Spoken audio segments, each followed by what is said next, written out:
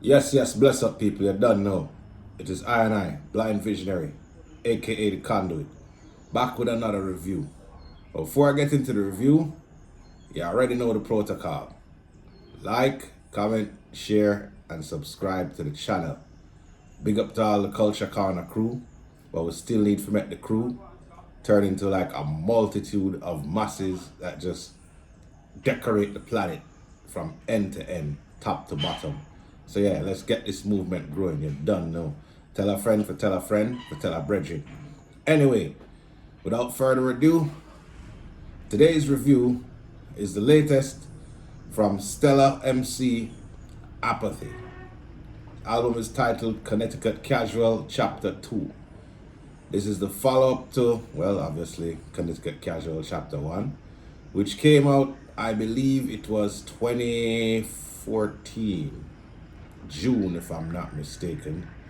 And that was a very, very solid album amongst a ton of other solid albums. Right? This brother do have a weak link in his catalog besides one group album that I didn't like.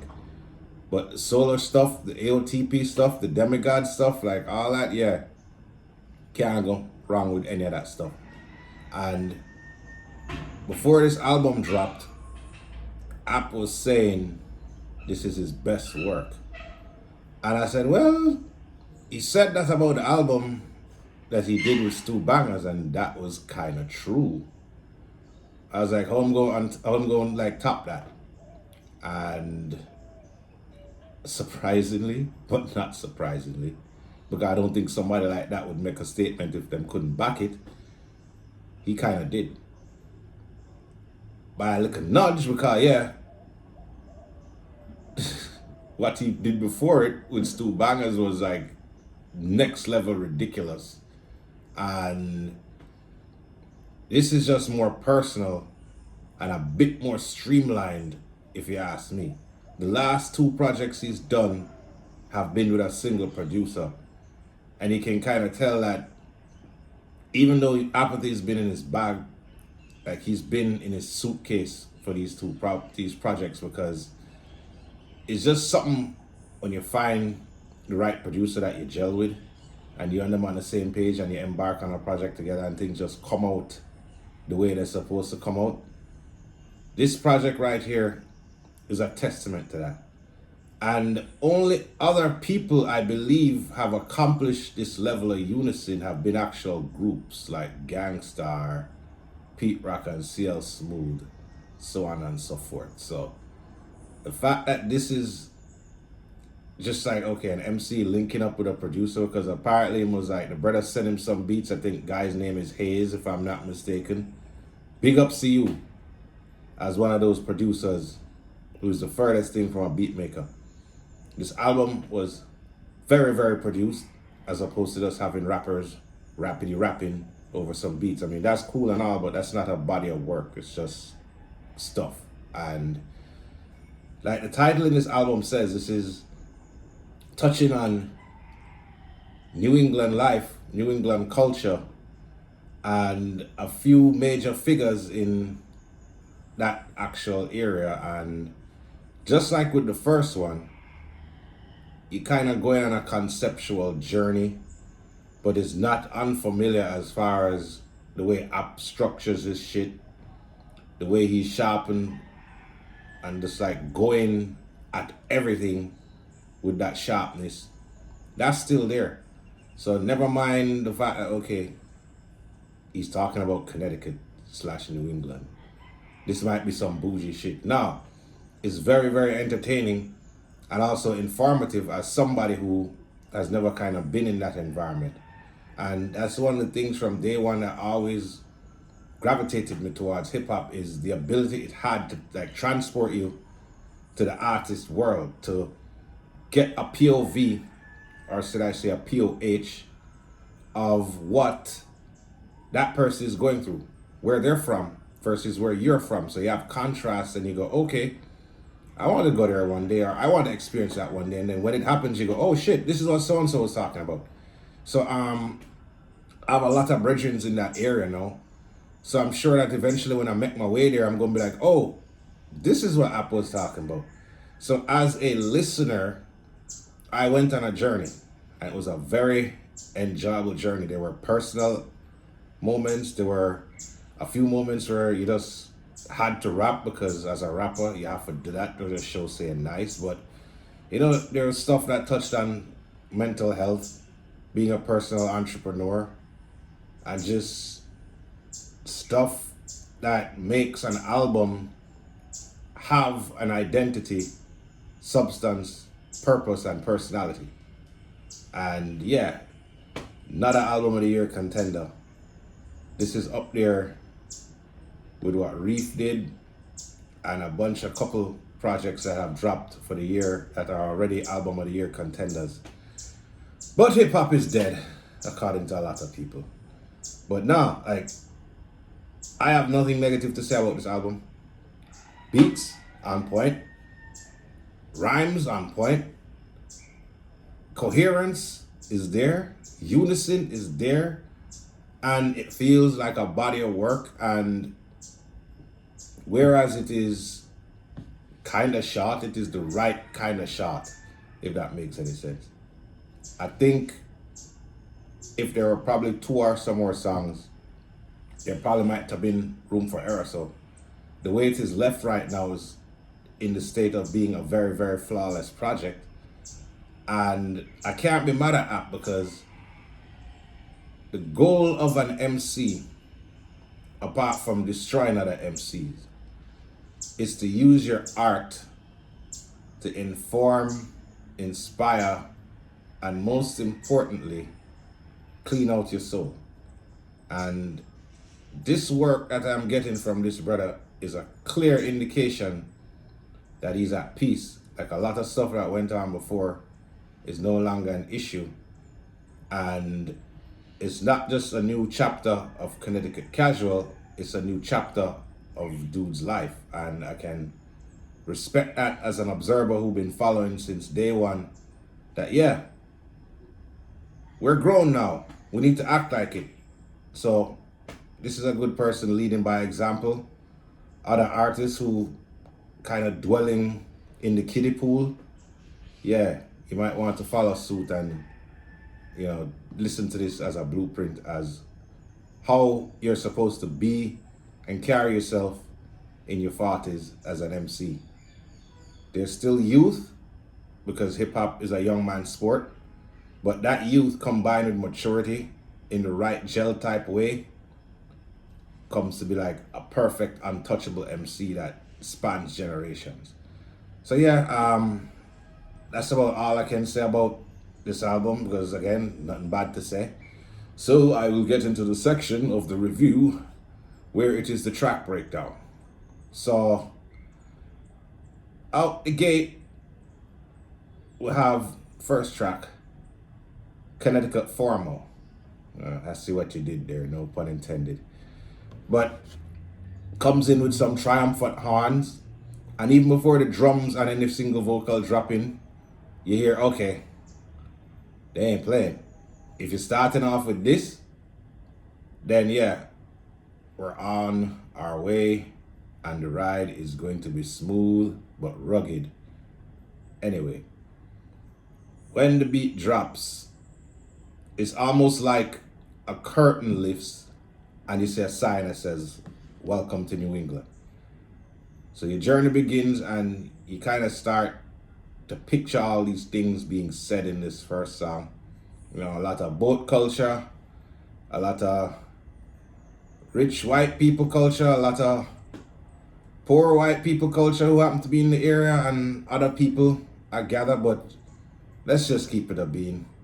There's some white people shit. But what's wrong with that? A lot of hip hop is white people listening to black people shit. So a big part of this culture is bringing each other together inside of each other's worlds and say, okay, yeah, we're different, but we're not that different. A lot of similarities stand out. The struggle is the struggle, the hood is the hood. Striving to make it is striving to make it. So it is what it is. Great opener.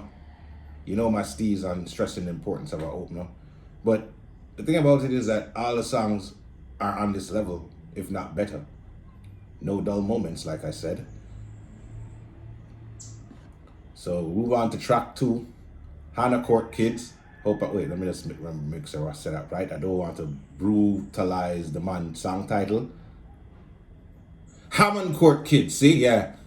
My phone is very deceptive. I thought it sounded like Hannah. So yeah, Hammond Court Kids is a very eerie, just talking about, typical where I'm from type shit, but do it in a very eerie, honest, authentic vibe to what sounds like a soul on itish type, soul on ice-ish type beat that complements what's being said along with a hook.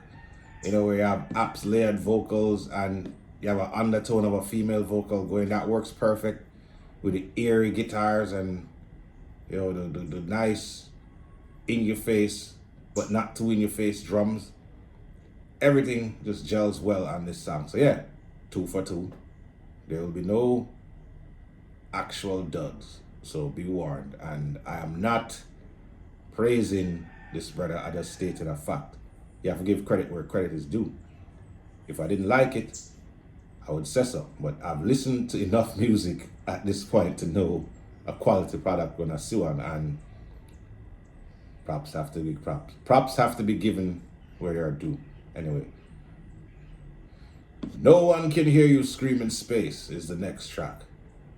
And man, this is literally an eerie, atmospheric song that makes you feel like what is being said, like you're weightless, like you're floating through space, like you're astral projecting, and all the things that are being described are being brought to life to the listener with an eerie ass computer that sounds like it's not a computer, but I know it's a computer.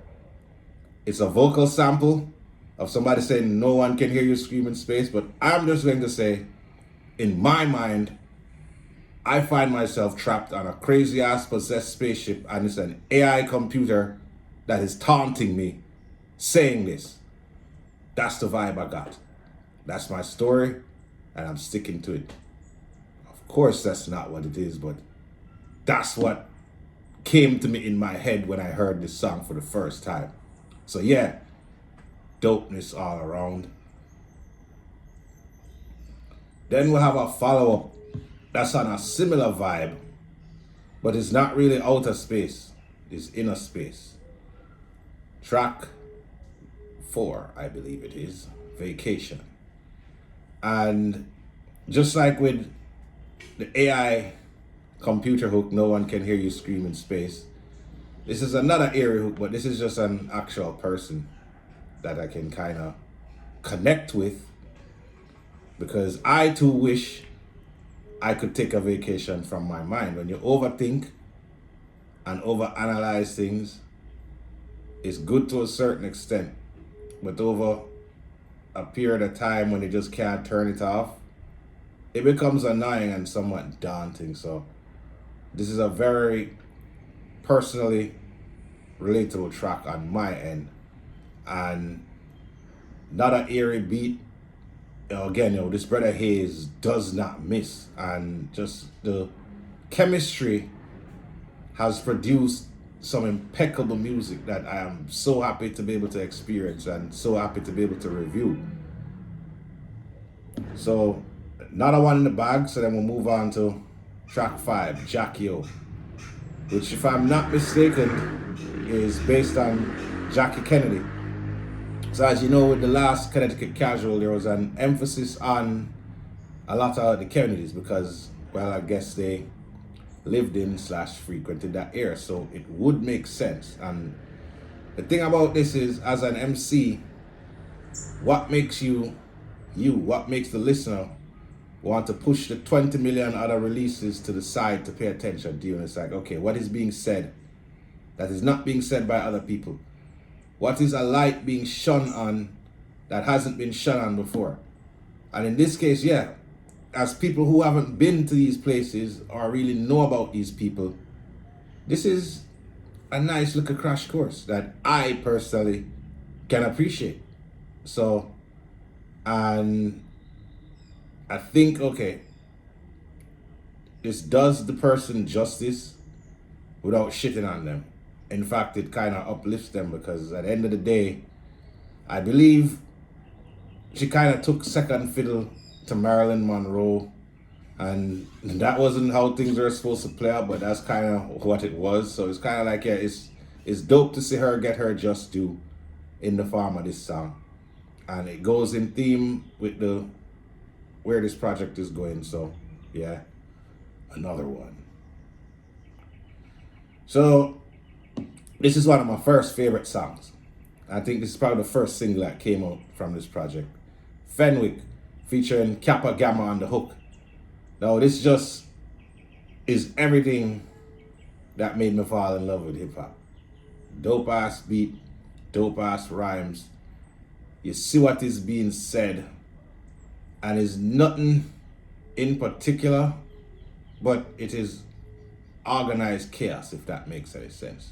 And it's rhyming about wherever the hell Fenwick is, and just some shit talking and some stunting, which is good because it means the person doing the stunting worked hard and earned the right to, talk them shit. So it is like almost a victory lap type song, and I can not be a hater and celebrate because unlike most people, the people I respect, I love to see them succeed because it's inspiring and it motivates you and others to succeed. At least it should. So yeah, this is one of probably I think 3 favorite songs I have on this album. So 1 so far. So then we have Never Change, featuring Little Vic. Big up Little Vic. Solid dude. I met him in LA a couple years ago when I actually met Apathy herself backstage. So big up to this brother, and big up for being worthy of being the only MC to feature on this. And I believe Yan, App, and somebody else are in a crew now, so I'm looking forward to what you guys are going to do in the future. But yeah, the vocal sample saying Never Change, and it's not even chopped, it is incinerated into multiple pieces, and it kind of shows that this brother Hayes is no joke, and both MCs delivered a stellar performance. And yo, a video for this is probably imminent. Like, this has video written all over it, but I could be wrong. We shall see. So then we'll move to track 8, Around the Planet, which I believe is either the second or third single release from this. And this is a laid back vibes sample, Redman's Tonight the Night. And even though it's a laid back vibes, like, App is still going in hard on the rhyme tip. And again, like with most of the songs on this, he's painting a picture of an environment that most outside the environment don't know. So that opportunity throughout this album, like I said, is very informative, and it keeps the listener invested on the journey to kind of like, what's coming up next? Like, you're not like, oh God, I hope this album's soon done. So at the end of the day, you, the artist, have to engage with the listener because the listener owes you nothing. It's up to us, the artists, to get the listener's attention, to keep the listener's attention, and then have something significant enough for that listener to support us. Otherwise, you're just gonna get lost in the sauce and you can't bitch about it. So again, this is a teachable moment for anybody who wants to make a solid, impactful record. Be yourself, find a producer who you gel with, tell your truth, be authentic, and honor this culture that we call hip hop. And you can't go wrong. This is a prime example of that, like I said. So then, after, this awesome laid back song, we get a high energy, but not too raw. Just like, okay, once I heard this beat coming, I knew what was up. It's just rapping. And not just rapping, extremely good rapping. I think this is probably, it's just one verse, no real hook. I mean, yeah, there's a hook with a Slick Rick sample, but it's at the beginning and at the end of like just an extended verse. That is, I believe, the best verse on this album. Like, this is just rapping. You know, when you don't have a focus on telling your story or being personal, and you can just rap, yeah, this is what it is. And the Slick Rick sample just is an icing on the cake. So this is actually my second favorite song. And I wish it was longer. It's one of them vibes where I just wanted more and more and more. So big up again for another banger. So then we have track 10, Todd McFarlane, featuring Self-Titled. Now, you know, there's no missing with this duo. If you know, then you know. And there's a long-awaited album between the two of them that's supposed to come out that's been overdue for like the last 75 years. That I really hope we get sooner than later, because every single offering these two have brought where they're basically on the same song, it's just been destruction. And this is no different. Both of them went in, and you have Self-Titled being the usual Self-Titled. You know, I wear a mask, you wear mascara. Yeah, you know, he's notorious for shit like that, and he delivers here once again. So, yeah, another remarkable song. So at this point, we're 10 for 10. Nothing is wrong with this album, straight up. So, wow, another song that was my favorite, but it got dethroned by the song after it. This is Kingdom of the Coroner. Now, this beat is just eerie, grimy, and sinister, and App complements it by being the same way. But then, for the second verse, it switches to a more upbeat type of Just Blaze-ish sounding vibes, and I'm trying to rank, like, has App done something like this before? I don't think he has. But it kind of works. The energy change, the beat change, the vibe change, but you still kind of know it's the same song. And yeah, MC shit, straight up. The title of the song should kind of speak for itself. So then we get to the closer, the final song, Tick Tock Tick. Now, technically, this is kind of about the app, but it's kind of not. It's about a lot of things and a lot of dynamics involving, well, the clock ticking. And all these elements are touched on with a sample that, like, never change, is saying tick tock. And it's kind of really a huge risk to use a sample and name the song after the sample and make it not sound corny. And this was the case with Tick Tock Tick, and it's a dope ender. So again, the sandwich is good because the bread on the top, which is the beginning, is great. The bread on the bottom is great, which is the ending. And all the nutrients that are completely organic and non-GMO in between are nice and healthy and filling and scrumptious, and you will walk away from this album feeling very content and going, hey, I should go buy this album because this album is worth having, and a lot of work was put into it, so I should compliment and compensate these artists financially. And yeah, I highly all the way to space recommend the hell out of this album. Like I said, another album of the year contender. Those who are fans already know. If you aren't a fan of this guy, what the hell are you doing? Go back. There is like almost 30 years of material to explore, and none of it is whack for the most part. Like, I haven't found anything anyway.